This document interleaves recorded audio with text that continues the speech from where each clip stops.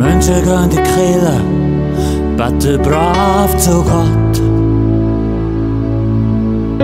Doch machen wir meistens nicht das, was er will. Wir denken die ganze Zeit nur an uns. Er soll Haufen Wunder tun. Wir brauchen immer wieder Neues. Doch es gibt eben gerade auch Menschen, die leben auf der Straße. Und Resten aus der Abfallsäcke nennen sie ihre Fraß. Selten bis nie erzählt ihnen jemand von der Liebe von Gott. Und das ist 100% nicht das, was er von uns will.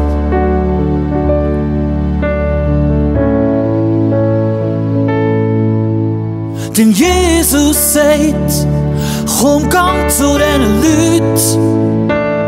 Wenn du dir die Augen zutust, nützt es ihnen nämlich nichts.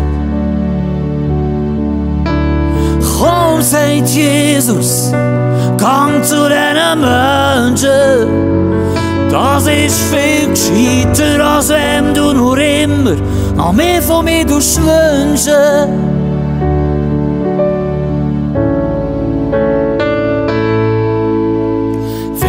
Zu diesen Menschen auf die Straße würde gehen, könnte es so viel mehr geschehen. Das Reich von Gott würde wachsen, immer mehr. Drum komm, lass uns in dir im Sumpf versaufen. Nein, nein, nein. Weil Jesus sagt, komm, gang zu diesen Leuten.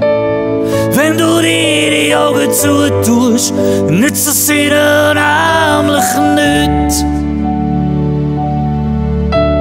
Komm, sagt Jesus, gang zu diesen Menschen. Das ist viel gescheiter, als wenn du nur immer noch mehr von mir wünschen.